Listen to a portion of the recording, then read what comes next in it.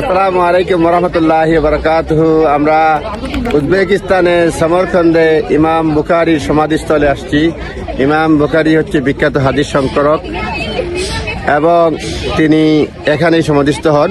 ইমাম বুখারীর জন্ম 810 খ্রিস্টাব্দে এবং ইনি 60 বছর বেঁচে ছিলেন। কোরআনে হাফিজ ছিলেন যতটুকু জানা যায়। উজবেকিস্তানের সমরখন্দে তার এই সমাধি। আমরা সমরখন্দে আসছি এবং ইমাম বুখারী তত্ত্ব অনুযায়ী ক্ষীণ দৃষ্টি নিয়ে জন্মগ্রহণ করেন, যা পর্যায়ক্রমে ফুল ব্লাইন্ডনেস চলে আসে। তার জন্মের কিছুদিন পর তার পিতা মারা যান, তার মাতাই তাকে লালন পালন করেন এবং একদিন দেখতে অন্ধ ছিলেন, অন্ধ হয়ে যান। তারপরে একদিন মা দেখতে পারেন, মা তার জন্য দোয়া করেন।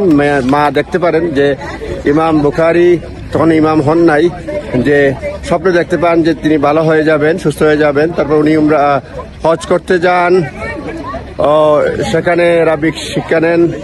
তারপরে ইমাম বুখারী এক পর্যায়ে সুস্থ হয়ে যান, অর্থাৎ পূর্ণ দৃষ্টি শক্তি ফিরে পান। তিনি বুখারায় ফিরে এসে মাদ্রাসায় শিক্ষকতা শুরু করেন। সেখানকার স্থানীয় রাজা তাকে বা আমির তাকে তার সন্তানকে পড়াশোনার জন্য ইমাম বুখারীকে অনুরোধ করেন, কিন্তু ইমাম বুখারী তা অস্বীকার জানান। তিনি বলেন যে জ্ঞান আহরণের জন্য মানুষকে যেতে হবে, জ্ঞানের কাছে মানুষকে যেতে হবে, মানুষ জ্ঞানের কাছে যাবে না। এবং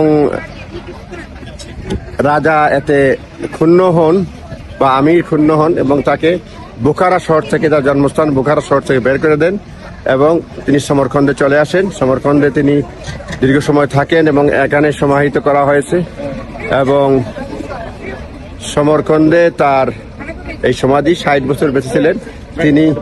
70,000 হাদিস সংগ্রহ করেছিলেন, তার মধ্যে 7,500 তিনি সংকলিত আকারে প্রকাশ করেন এবং 3,500 হাদিস তিনি মুখস্থ বলতে পারতেন।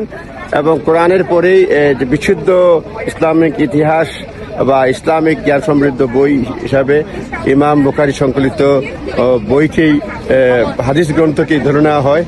এ পর্যন্তই। আমার এই তথ্যে ভুল থাকতে পারে। মোট কথা আপনাদেরকে ইমাম বুখারীর সমাধিস্থল দেখালাম, আমি দেখলাম, ভালো লাগলো।